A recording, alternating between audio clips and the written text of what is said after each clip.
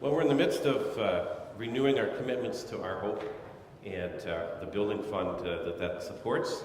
And if you haven't renewed your commitment, I'd encourage you to turn in the little brochure that you probably received in the mail or got last week. And if you haven't made a commitment, I encourage you to do that. And this month is what we called last year First Fruits Sundays, where we start the giving and are encouraged to make special gifts as we kind of get rolling here on this next year of our Hope campaign. But for the message this morning, we're going to look at first fruits in a little bit different way from that. Now we're going to look at it going back to the very beginning. It comes from harvest time, and we're in the midst of harvest time. In fact, things are just finishing up there out on the farmlands of Minnesota. And one of my favorite harvest time hymns is the old British hymn, "Come Ye Thankful People Come." And it goes, "Come ye thankful people come, raise the song of harvest home. All is safely gathered in ere the winter storms begin. God our Maker doth provide for our wants to be supplied. Come to God's own temple come, raise the song of harvest home." Well, today's reading is a very short reading on harvest. It's actually just half a verse from Exodus 23, verse 19. "Bring the best of the first fruits of your soil to the house of the Lord your God." Have any of you heard any Christmas music playing in the stores yet? A few already? Oh, I thought it was bad when I saw a sign in the window the day after Halloween of a store advertising our Christmas aisles are open. Every year we hear people grumble about how we're rushing the holidays. So this morning, let's take a step back and celebrate a holiday that's already passed. Loaf Mass. Not Christmas, Loaf Mass. Merry Loaf Mass. Well, technically, Loaf Mass is in the first week of August. Actually, technically, Loaf Mass has been removed from the general Roman Church calendar. But some of our British brothers and sisters still celebrate Loaf Mass each year. On that day, some of the first ripe grain from the field would be ground into flour. Then they take that flour and they make loaves of bread. That's where the name Loaf Mass comes from. Loaf as in loaves of bread, and Mass as in a worship service. On Loaf Mass Day, the loaves would be brought to church and offered to God. Now, some of those loaves would be consecrated and used in communion. But the majority of the loaves would be sent back home to be used in the Loaf Mass Day feast. If any of these of the bread was left over after the Loaf Mass feast, then tradition says that it should be toasted and then cooked with milk and butter to make sort of an oatmeal-like glob. And maybe that's why Loaf Mass Day has kind of died out as a holiday. Doesn't quite compare with Christmas cookies. Actually, I think it has more to do with the fact that most people these days have no connection to harvesting grain or anything else. How many of you had grandparents who were raised on a farm? How many of you were raised on a farm? How many of you are still actively farming?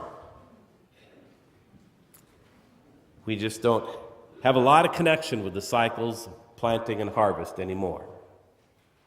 And that sometimes makes the Bible hard to understand. Rosemarie was talking about some of the measures in Leviticus 23. But some of the other words we probably don't understand either. When it tells us what to do when we reap the harvest, does everyone even know what reap means? And I'm not talking about the Grim Reaper. You do a search on it, and that's all you get is the Grim Reaper.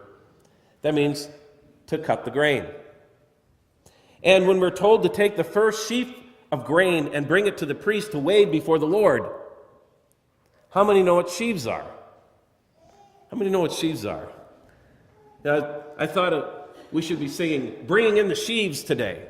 Then I thought, well, how many people even know what we're talking about? So I decided not to sing that. You have to go to Amish country today to see the handfuls of wheat tied into little bundles called sheaves, and then leaned together into stacks or shocks out in the field. I guess the closest we can get this morning is this corn shock from Gary Foster's garden. And did you notice, when you were looking at the Bible there, where this falls in terms of the year? If you look closely, you'll see that this is to take place, this waving of the sheaf, the offering of the first grain, is to take place just after Passover. So what time of year is that? That's springtime. What kind of crazy harvest is that? But that's when the first grain is ripe in Israel. It's the barley harvest. And so this is the first fruits of the first grain to be harvested.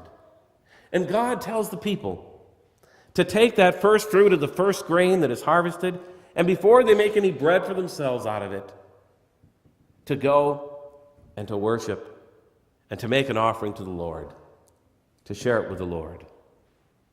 That's just like loaf mass, except it happens in April rather than August. Still, what about us? There aren't many farmers here. We don't have harvest times. Or do we? What have we been blessed with? What would be the equivalent of first fruits in our lives that we could offer to God? And if we offered them, would God get the first and the best, as Exodus 23 says, or our leftovers and the last? I didn't notice many grain wagons parked out in the parking lot this morning when I came in, but each of us has been blessed with many things in life. And one of those is time. We each have a harvest of time. In fact, today we got an extra hour, an extra blessing to sleep or do whatever you did with it. Every single one of us gets 24 hours a day, 7 days a week, 365 days a year, except for leap year when we get an extra one. So, do we offer the best of our time to God? I grew up in a family where we were taught to say our prayers before we went to bed. And I'm grateful that Mom and Dad taught us that. And I know that growing up and as I became a teen and got to be a young adult, I really appreciated that time right before bed to spend with God. Back then, my problem was falling asleep. And I had wonderful prayer time with God there before I fell asleep when I was younger. But then I got married and had kids and started working 60 hours a week and who knows what all else. And falling asleep was no longer a problem. In fact, my problem was that I would fall asleep right in the middle of my prayers. And have you been there? And I realized that I wasn't offering any longer my best to God. That prayer time was no longer the best time. And so I had to find other times and be very intentional about choosing other times to pray, or my prayer life with God would deteriorate. I wanted to offer the best of my time to God. And yes, I still pray before I go to bed, and I still fall asleep halfway through prayers sometimes, but I've chosen other times. And I've been intentional about praying so that I give my best to God. It's sort of like the prayer request that I read last week, where the person said that he wanted to make giving to God a first priority, because when he waited for extra money to give to God, he found that there was never extra money, and that he had to put God first with his money. And it's the same way with our time. None of us is ever going to get more than 24 hours a day, except today. But then we have to give it back in the spring. So we only get 24 hours a day. So when it comes to our God time, are we putting God first and giving God first fruits of our worship, of our prayer, of our service time? And then doing the other things, or not doing the other things after that?